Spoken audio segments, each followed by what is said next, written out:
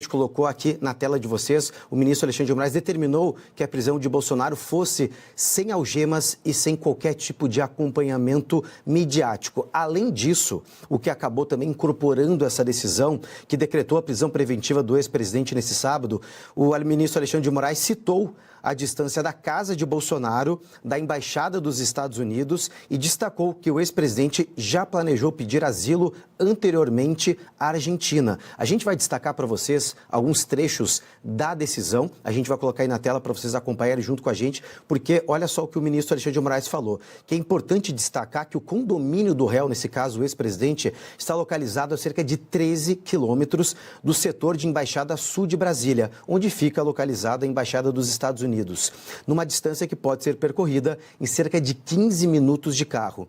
Então, o ministro Alexandre de Moraes, nessa decisão que a gente acompanha na tela, ele rememora que o réu, conforme foi apurado nos autos, planejou durante a investigação, que posteriormente resultou na condenação dele, a fuga para a Embaixada da Argentina por meio de uma solicitação de asilo político àquele país.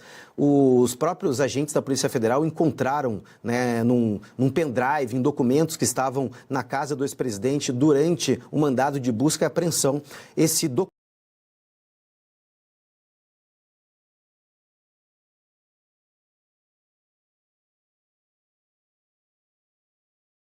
também que o governo Donald Trump já manifestou em ocasiões anteriores também solidariedade ao ex-presidente no processo que envolve o golpe de Estado, que Trump também chamou de caça às bruxas. Mas, recentemente, em meio às negociações sobre o tarifaço imposto pelo governo americano sobre as exportações brasileiras aos Estados Unidos, a gestão do governo Trump tem evitado essa politização do tema, não mencionando o Bolsonaro. Nessa outra página que a gente está acompanhando, gente, está ali anexado nesses autos e nessa decisão o vídeo que foi feito pelo senador Flávio Bolsonaro, filho do ex-presidente, fazendo esse chamamento para a realização de uma vigília por volta das 7 horas da noite de hoje, em prol da saúde de Bolsonaro e pela liberdade do Brasil. A gente tem, gente, esse vídeo no ponto para a gente gerar o pessoal para ver, porque foi após esse vídeo que a Polícia Federal, então, fez uma solicitação para o ministro Alexandre de Moraes, que acatou uma prisão preventiva do ex-presidente. Vamos ouvir o que disse o senador Flávio Bolsonaro. Você vai lutar pelo seu país ou assistir tudo do celular aí no sofá da sua casa? Eu te convido para lutar com a gente.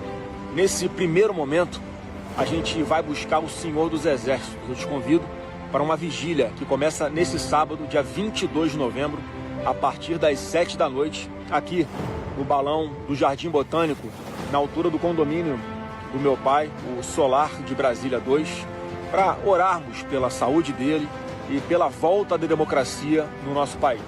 Vamos pedir a Deus que aplique a sua justiça aos que perseguem tanta gente inocente e ajudam os verdadeiros bandidos a se manterem no poder.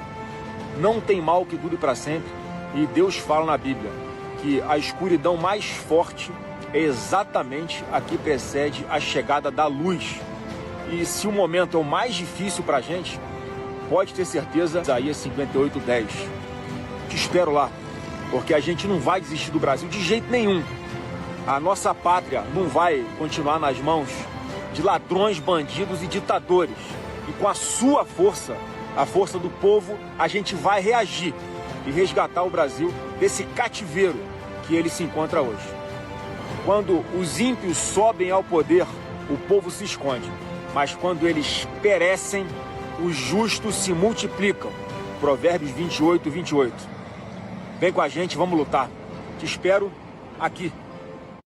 Então, gente, foi a partir desse vídeo que foi postado nas redes sociais do senador Flávio Bolsonaro, em que a Polícia Federal viu um risco da ordem pública, já que houve um chamamento por parte do senador Flávio Bolsonaro para que aliados e apoiadores do ex-presidente fossem em frente ao condomínio do ex-presidente, fica no bairro Jardim Botânico, um dos bairros nobres da capital federal, e lá fizesse essa vigília em prol da liberdade e também das questões de saúde do ex-presidente. Lembrando que ontem a defesa do ex-presidente entrou também com uma petição pedindo a substituição da prisão em regime fechado para a prisão domiciliar humanitária devido às questões de saúde ligados ao ex-presidente, ele que enfrenta crises de soluço, problemas no estômago e também outras decorrências devido àquela facada que ele recebeu durante a campanha eleitoral de 2018, onde ele venceu de forma democrática nas urnas as eleições aí daquele ano. Bom, gente,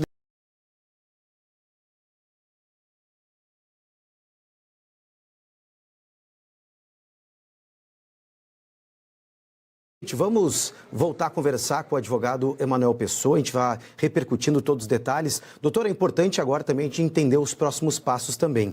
Ele pediu que Bolsonaro não fosse algemado e nem mesmo tivesse qualquer tipo de exposição midiática. O que entra em jogo nessa audiência de custódia? Teremos amanhã uma audiência de custódia que vai avaliar se houve qualquer tipo de ilegalidade ou violação por meio dessa prisão e na determinação do ministro Alexandre de Moraes, que vai acontecer amanhã. A questão das algemas já faz um tempo, tá? A súmula vinculante número 8, se eu não me engano, em que se determina, foi passada pelo Supremo Tribunal Federal, na época das prisões da Lava Jato, quando figurões de alto calibre, eles eram algemados pela Polícia Federal, né? Tinha na época até que algemas só devem ser utilizadas em caso de risco de fuga ou periculosidade. Isso, inclusive, na época foi muito criticado, porque essa súmula vinculante, aquele personagem, o japonês da Federal, que o pessoal brincava que o medo era acordar com ele batendo na porta, porque você já sabia que é preso. Então, na verdade, quando o ministro Alexandre de Moraes ele passa essa determinação de não algemar o Bolsonaro, na verdade é só o cumprimento da súmula vinculante número 8. Tá? Então, é realmente apenas uma repetição de uma norma que já está em vigor há bastante tempo. A questão da audiência de custódia é para verificar se houve alguma irregularidade na prisão, mas, logicamente, prisão determinada pelo Supremo Tribunal Federal dificilmente vai ter alguma irregularidade do ponto de vista formal. Então, o que vai acontecer agora com o Bolsonaro? A prisão dele, pois a primeira turma tem habitualmente referendado as decisões do ministro Alexandre de Moraes, nesse caso do 8 de janeiro. Então, o Bolsonaro provavelmente ficará na cela até o cumprimento definitivo da sua prisão.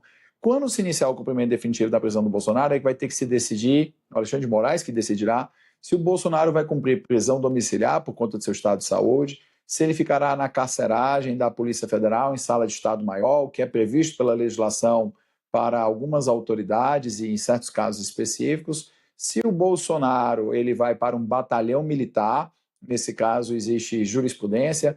O próprio Braga Neto, que era candidato a vice do Bolsonaro, está agora cumprindo prisão em um batalhão militar. A gente tem que lembrar que o Bolsonaro é capitão reformado do Exército e, por isso, essa jurisprudência se aplicaria a ele. Ou se o Bolsonaro vai efetivamente para a Papuda, que foi algo que o GDF, o governo do Distrito Federal, já questionou ao Supremo Tribunal Federal se o Bolsonaro reuniria as condições para isso. Então, esse é um dos 4 destinos do ex-presidente. A vigorar a situação atual, a gente percebe que, na verdade, o Alexandre de Moraes também está fazendo um test drive.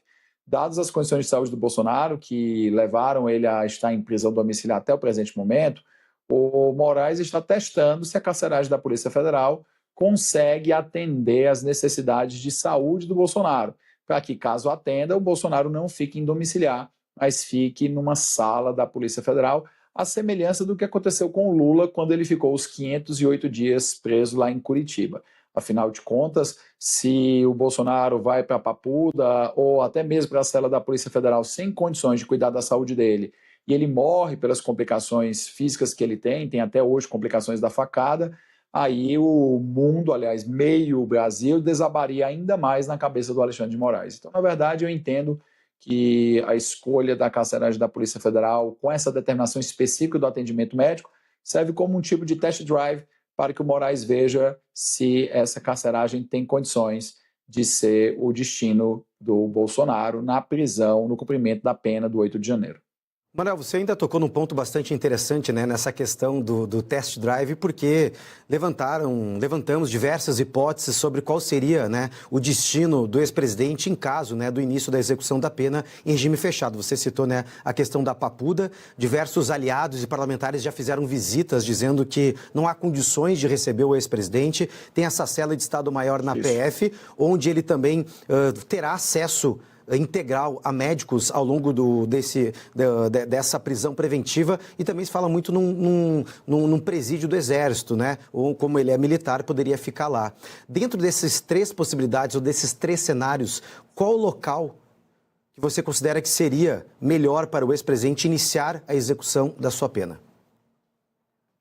Olha, melhor é uma forma assim, eu fico pensando, não no especialmente em Bolsonaro, qualquer preso, né?